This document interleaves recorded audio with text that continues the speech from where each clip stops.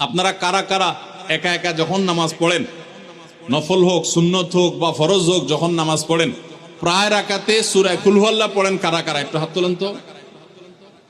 আচ্ছা, হাত নামান। খুশি হইয়া হাত তুলছেন, মনে করছেন প্রশংসা পাবেন।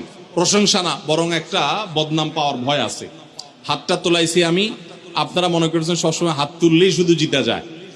দেখেন, যারা সূরা ইখলাসকে মহব্বত করে, এই যে ঘটনা আমরা শোনালাম নবী সাল্লাল্লাহু আলাইহি ওয়াসাল্লাম, এটা জেনে যে আমার আল্লাহর আলোচনা আছে এই সূরায়, অন্য কোনো আলোচনা নাই, আল্লাহর পরিচয় উল্লেখ করা আছে, আল্লাহর বৈশিষ্ট্য এবং ক্ষমতার উল্লেখ আছে, সেই মহব্বতে যদি কেউ সূরা ইখলাসকে মহব্বতের সাথে ধীরে ধীরে পড়ে, তাহলে তো তিনি অবশ্যই আল্লাহর কাছে বিশেষ মর্যাদা পাবেন। ওই সাহাবীর মতো আল্লাহর ভালোবাসা পাওয়ার সম্ভাবনা জোরালো।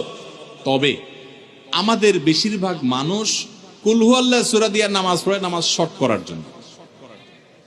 ঠিক না বেঠিক? তাহলে এবার যদি আমি বলি কারা কারা নামাজ সংক্ষেপ করার জন্য কুল হুয়াল্লাহ সূরা দিয়ে নামাজ পড়েন, তাহলে দেখা যাবে হাত ওইগুলো আবার উঠছে। তাহলে সংক্ষেপ করার উদ্দেশ্যে সূরা কুল হুয়াল্লাহ পড়লে সেটার কারণে আল্লাহর কাছে সওয়াব পাবেন না, বরং আপনার নামাজের মর্যাদা আরো কমবে। নামাজ কি সংক্ষেপে করতে হয় না লম্বা সময় নিয়ে করতে হয়? আমরা খাওয়াটা খুব ধীরে সুস্থে খাই, ঘুমটা খুব ঠান্ডা মাথায় যাই, কাজ কাম খুব ঠান্ডা মাথায় করি, শ্বশুরবাড়ি গেলে খুব আস্তে ধীরে যাই, সব কাজগুলো আমরা ধীরে সুস্থে করা পছন্দ করি। শুধু নামাজের বেলা আসলে, জিকির তসবির বেলা আসলে আমরা 4G 5G গতিতে, তুফান মেলের গতিতে যত তাড়াতাড়ি সম্ভব করার চেষ্টা করি। সব জায়গায় গতি ভালো না।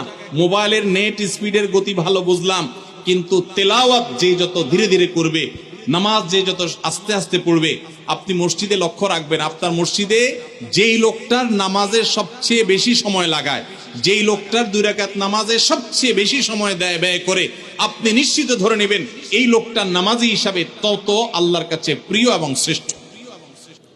কুল হুয়াল্লাহু আহাদের অর্থ হলো বলুন। কুল মানে বলুন।